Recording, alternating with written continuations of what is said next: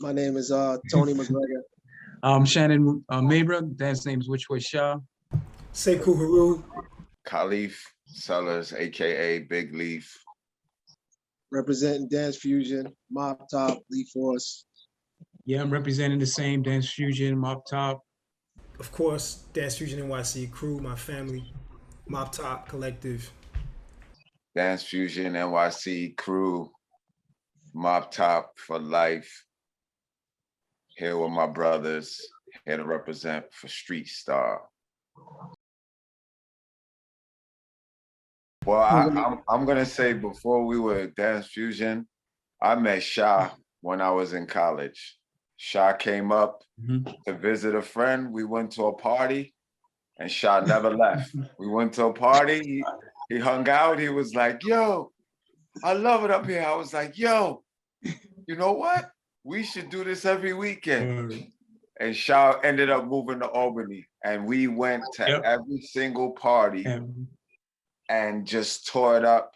And that was how me and him became a team, because we were a team before I met any of these brothers. 1987, me and this brother were up in Albany dancing at all the college parties. And actually, we didn't realize it, but we were creating a name for ourselves and building to where we ran into, I remember running into SEKOU next. And then after that, I met Tone. And I don't know when Sha met Tone, but I know I met Say at Mars. I remember meeting, like hanging out with him. Exactly. You know what I'm saying? I've actually shared a brewski. We had a brewski outside together back in the days. 40 to the head. 40s. Yeah, we drunk a 40. Wow. And that's how we met. Yo, where you Jersey from? style, baby. That's how we did it. I was like, yo, this brother's cool right here, man. Yeah.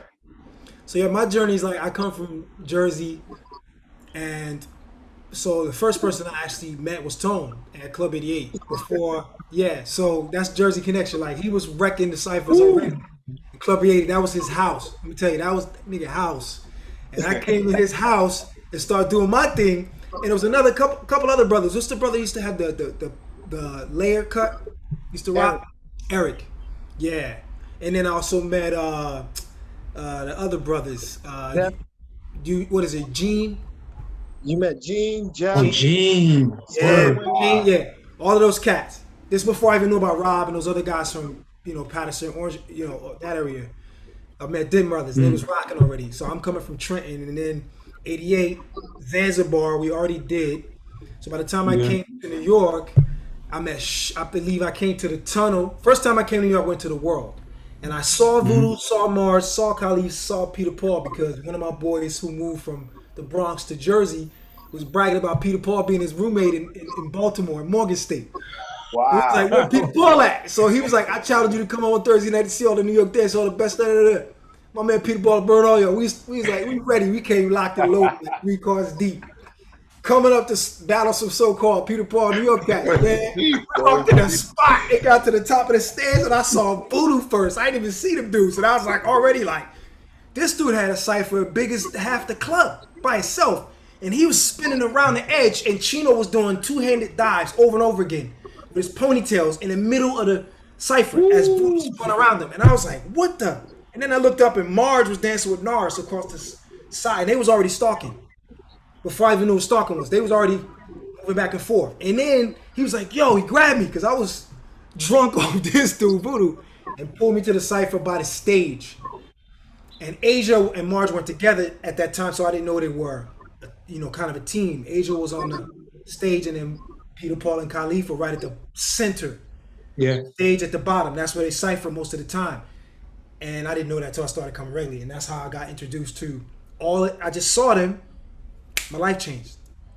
So Sha, I met at the Tunnel. I came up with one of my homegirls, and then on a night we had to pay to get in. It's like $50. We waited on for like almost an hour. And I think it was like one of those holiday weekends. I don't know which one it was. It wasn't New Year's Eve because it was impossible. I think it might have been Christmas or something like that. Or Thanksgiving, between Christmas and Thanksgiving. And we came in a spot, and this dude had an Applejack on with a jumpsuit. Oh, yeah. Right? and some Zodiacs at the time with the, you know, the jewelry on them. And he was skating. We didn't know the name of that then. Right. But he was skating. He was the only person that I knew doing it like that. He was through the whole club and he'd be on the speaker. I was like, yo, who's this dude? I just watched him. Dancing around the whole club. I was like, yo, this dude's nuts. And then, but his style was so dope. Like nobody in the whole spot danced like this dude. Only he moved like that. And I was like, who is this dude? Then he came through the spot and I was like, yo, what's up, Hi? He's like, what up, Hi? He shook my hand. He was sweating profusely though, like he was sweating. Like a then I realized he had on like 3 layers of clothing. I didn't know that thing. And I was like, yo, what is he training for a fight? Like you only dress like that when you're trying to cut weight, like. So I didn't really understand his style, but he was mad cool. He rocked. So it was, and then I think we hit it off. Yeah, we hit it off, dude. And then I trooped from Jersey to Staten Island because, you know, Staten Island, Jersey kind of the same. You can actually go to Staten Island before you even get to New York. So I would come to Staten Island. I crashed at his house one weekend. Yeah. And he took me, I think, to the tunnel where I'm at Chris. And Chris drove us. Your boy Chris used to rock with. Chris drove me to the tunnel one more time. And then you took me to the World the first time. No, not the World. To the Choice, I believe, the first time. Because Chris drove us down there, I believe. And that's how I met Larissa. And then me and Larissa. Right. The whole journey is through. Then I met Larissa. We started dating because she lived on Pitt Street, right there in the projects. Right there, yep. So then I started coming right to her, chilling with her and going to the to the World. Like crazy, right? And then finally, I go to Mars with my boy Brian from Levittown, and we trooping up. And that's when I met CALEAF for the first time. Because I met him. Like I said, yo, what's up, dog? He was like, yo, you get busy, huh? It was me, you, Ejo, and Brian. Together. That's how. Yeah, I just made my way. I crashed with Sha one weekend. Then crashed on Ejo's couch. And his mama kicked me out at like 7 in the morning. You get out of the house. We can't have company. What? Oh, no, dog, chill. Shout out to my brother Ejo. I love him, man. He hold me down. Like, he knew he was gonna get in trouble. He still let me crash. Like that's a boy right there. You know what I'm saying? Right. Yeah. I could talk forever. Let me let y'all go because I'm connected so intricately through all of them like this, like a web. Yeah. And I didn't even tell the arch part yet.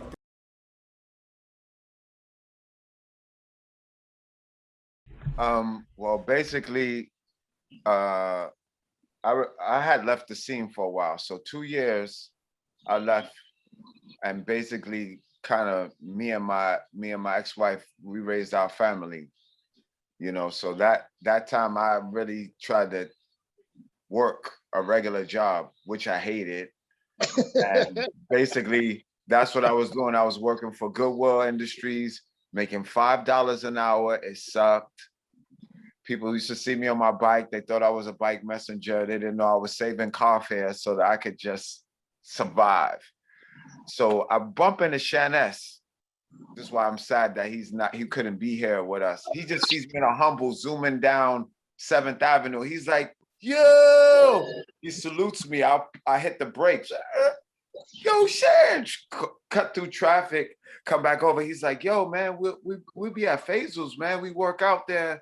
And yo, if you're free, why don't you come to Faisal's? We have like a session. And I was like, okay, but I had to go home and get permission. I was like, Corral, is it okay? I want to go to Faisal's. She's like, I want to go with you. So then she comes with me and she watches. And what was undeniable is that she could see that this smile that came over me, this joy, she couldn't take away. To make a long story short, I started going regularly now. And then Pete started coming. So now it was me, Pete, and Shan. Like, we working out a lot with Shannon doing the sessions. And then all of a sudden, Kozo comes and he's like, oh, wow. There's CALEAF, there's Peter Paul. Yo, so then he talks to me. He's like, yo, you want to go back to Japan? I was like, of course. What's up? Of course. So he was like, hold on. Next thing you know, they get back to me and they're like, they want to bring you, they want to bring SEKOU and Justice. I was like, dope. I'm like, I know these brothers. I would love to go to Japan with them. So then me and Say is like, wait a minute, they want us to go, but they're like, well, what's the name of your crew? We're like, crew? What's the name of the crew? We're like, I don't know. So then Sekou's like, hold on. We talking on the phone for a while. He's like, hold on, I'm gonna get back to you. The next day he calls me. He's like, I got it. I'm like, you got what? He was like, I got it. He was like, dance fusion. He was like, I do like capoeira. I make capoeira with house, with hip hop. He was like, your style is kind of like a hip hop, it's like house type styles. Justice got like salsa and house mix. He was like, with dance fusion. That's the name. And I was like, yeah, yo, that's a dope name. That's like, so we're hyped. Boom. This was the birth. And the crazy thing about it is that when we went to Japan, Marjorie Yesterday and Beverly Bond was also in Japan at the same time. Shannon was already there working, but they came to our show. So during our show, Machine got mad at us because during our show, we're dancing, we do our solos, and they're standing backstage. And I just decided, like, you know what? Let's just pull them up while we're dancing. This is unprecedented. Like nobody else has done that before when they brought them there to perform. But I'm like, well, Marge is here and Shannon is here. These are some of the illest dancers from home. We pulled them up. The crowd went crazy. They come out with us and they dance. The people in Japan is like this. Machine is like, I don't know why you guys brought them on stage. I was like, we thought that they would add to the show. After that, me and Say talk, and I'm like, yo, why don't we just all become one clique? And that's when it started. We started adding on. We started right after that show. We went to go have a couple of drinks after the show, and immediately Shannon and Marjorie was part of the team already. It was just like, we started forming Voltron. Then we went and grabbed Sha. Then we went and grabbed Tone. Then we went and grabbed, I think we built up to about 20 people. I can't even tell you how fast we swelled to about 20. Like 15, 13, like 15. Like, because we had, if you count all the DJs. Well, yeah. By the time we was done, we had a collective. Yeah. It wasn't a crew no more. It was more like a collective. I'm gonna add some details. I'm gonna add some details, right? So, you know, because Kozo came to stay with me the whole time he was in New York that time. But a lot of people don't know because I told him you don't have to tell nobody. So he's at Faisal Studios. He's looking for people because he just graduated from Michigan State. He's working for Machine. So he came to New York. He didn't have a place to stay yet. But he came straight to Faisal's with his suitcase and all of that. And he's walking around and I'm already there because Marge, you know, me, Voodoo, and Ray were already in the studio a lot. Right? And so Voodoo had a class and would have me warm it up, Ejo teach first, and then he teach. So that's who like kind of put us on the teaching path format, Voodoo Ray and Marjorie as well. So when Voodoo would go out of town, he would give Marjorie his class to teach, and then the class did way better when she taught. So he's like, yo, keep the class. You should have your own class. So then Voodoo stopped teaching and we just started like kind of hanging out at the studio. So I came up to the studio to hang out and see Marge. And when I came in the door, Ganoom and Genghis and the whole family that were there, they knew us pretty well because we hung out at the studio. That was like our rec center. Home second. Yo, yeah. Literally. PLF. Kind of like a rec center. PLA. Straight up. Yep. Everybody all of us from the scene hung out there. And he was just hanging out. And he was like, hey, I was like, how you doing? And I started listening to him talk to people. And I was like, this guy's from Japan. Oh, he needs a place to stay. So then I think it was Specs. He was like, yeah, that dude Kozo, he's looking for a place to stay. He's from Japan, you know. He's like, yo, if you got extra room, maybe you want to offer it to him. I was like, I can use the money. I won't charge him a lot. So I was thinking, wow, let me talk to him. I was like, so yo, you need a place to stay? He's like, yeah. And I was like, okay, I'm SEKOU. Nice to meet you. He's like, oh, okay. I was like, yeah, don't worry. I'm friends with, you know, Shannon and people. He was like, oh, okay. I was like, you need a place to stay? He's like, yeah, I do. I was like, okay. Well, I live with my family, so, you know, is that okay with you? He was like, sure. I was like, because I have little ones, so we have a little room in the back, and you could come stay. Do you only stay here a week? He's like, oh, wow, thank you so much. I said, don't worry, pay me this amount. You cool. You just here's a key. Come and go as you want. As long as you follow the rules, you're great. So he didn't know who I was. He just thought I was some random dude in the studio. He didn't know that everything was connected. So he came back to the house. He's eating. He starts talking, and then he finds out who I am. And he's like, "Oh snap! Oh, you dance? Blah, blah, blah, blah. You do capoeira in your dance?" He's like, "Oh, okay, cool." He's like, "Yo," I was like, "Yeah." He's like, "Well, do you want to go to Japan?" I was like, "Look, I'm not asking you to pay me by you staying in my house. I'm just saying because I see you know people that I love and I admire and I'm cool with, and they all said you was cool. So I'm giving you a spot to stay because nobody was really there for him to really. So he would have been there all day and had to like get a hotel in Times Square or some shit like that. So he looked young. So I was like, nah, I'm gonna do this dude a solid. So we started talking. He's like, yo, yeah, no. I see. If you had to go to Japan, who would you go with? Because remember, they gave me the cover at that time. I was probably the only one, I think, that had a cover like that. I was like, I didn't like that. I didn't even like the picture. To be honest, he just put any picture on the cover and was trying to get me to go by myself. And I was like, nah, bro, I can't go by myself. Like, I don't do this by myself. Like, we all do this together. Like, I didn't even think like that. I don't think none of us thought like that then. Like, really? I was like, by myself? Nah, bro. Like, I don't feel right. He's like, well, if you had to go, who would you bring? I was like, damn, who showed me love when I first came on the scene? Like, I was like, Sha. I was like, okay, who threw me my first cipher? CALEAF. I was like, all right, CALEAF. Then I was like, damn. I said, all right, CALEAF. He's like, all right, but you need like at least one more. I was like, all right, damn. I started doing capoeira. I was like, yo, I love when I dance with Justice. He get me hype in the shelter days. Like, you know, in those days we go back and forth. He'd get me hype. I always black out with Justice. I was like, Justice. He's like, Justice? I was like, yeah, don't worry. He's dope, right? So he's like, all right. So then he started doing his research and he started like seeing who people were. He knew who CALEAF was already. And that's why it's funny when I hear he came to you later, like we didn't have that conversation already, which is weird for me. But it's Japanese business mind. Now I can see that. But that whole so when I hear it, I'm like, oh. So with the name, that was keto. I was like, we're trying to find a name, we're trying to think, da-da-da. And she was like, what about Dance Fusion? And I was like, that's dope. Because I was describing how we all kind of do a mixture of different things. And that's how the name came. And there you go.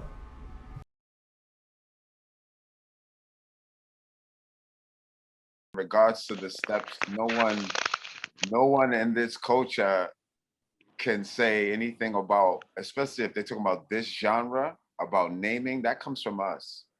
We are the ones, we are the namers. We are the ones that gave names to certain steps that we had in common. The only reason why was because we wanted to give people the ability to differentiate what we were doing from everything else.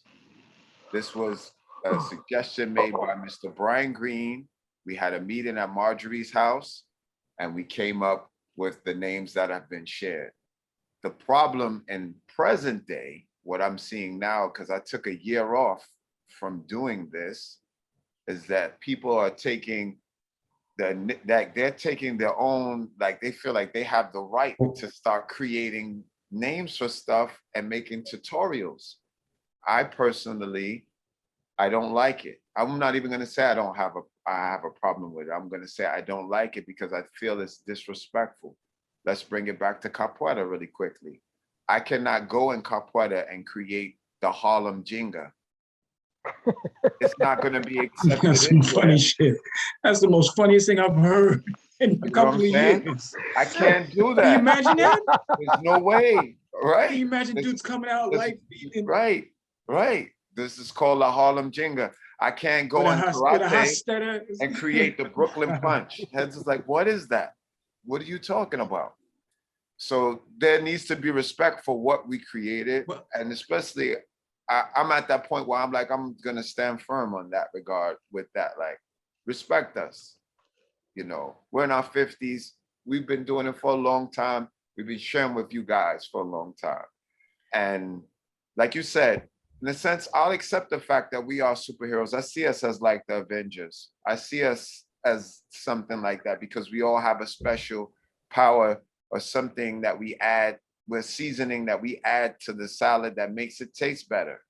We all have that, and we're aware of that. And our sister's not here with us physically, but she's here with us spiritually.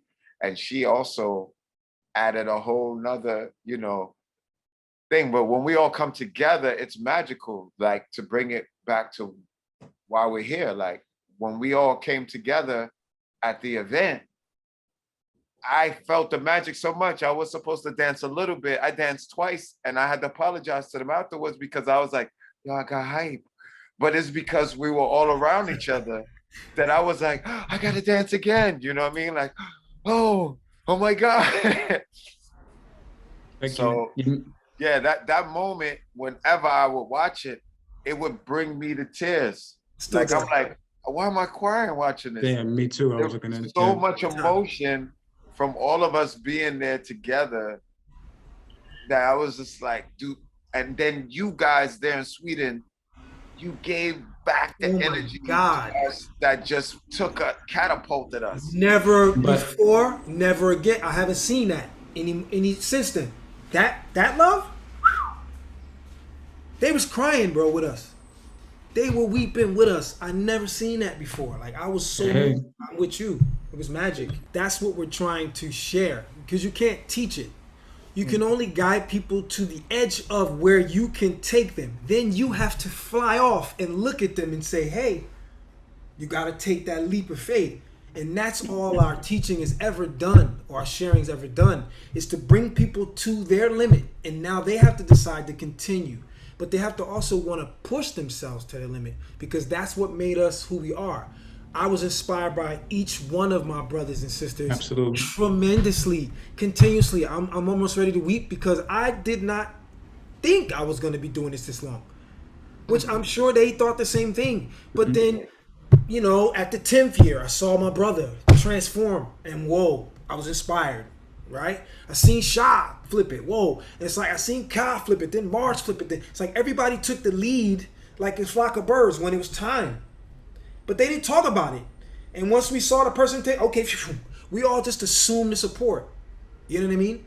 At a certain point. And that didn't come without our own internal conflict resolution, because that's part of being strong personalities too. Everybody wants to go their way, do what they're here to do. But at the same time, you saw that each person opened the door for each other person to take and find their way and guide. And that was what's beautiful for me. And I still fall back in that. So when we come down to Sweden, in that moment, that's my favorite memory. Even coming back through Just a Boo this second time, it was magic because of that time. Right? So I could draw from that time, and I can Marja, and my brother was there, you know, by design, which surprised me, which gave me vital energy. Then Capella was on the DJ, vital energy, because we ciphered in 2010 that year. He transformed. Like, we seen so many things transform. We reconnected stronger than ever that day. Yes. That day was like a link in our chain to never be disconnected again. I felt it. Like, we realized, wow. Like, the only one that was missing was Shannes. That's it. When Sha came over, we came over and we all came in a huddle, I just felt this surge of energy, like power, like, yes. like, oh. The complete right. piece is there. Well, one thing about what you stated, Martin, is that what is seeming to me, this is about like communal heightened that's never going to end. It's going to continue to go on.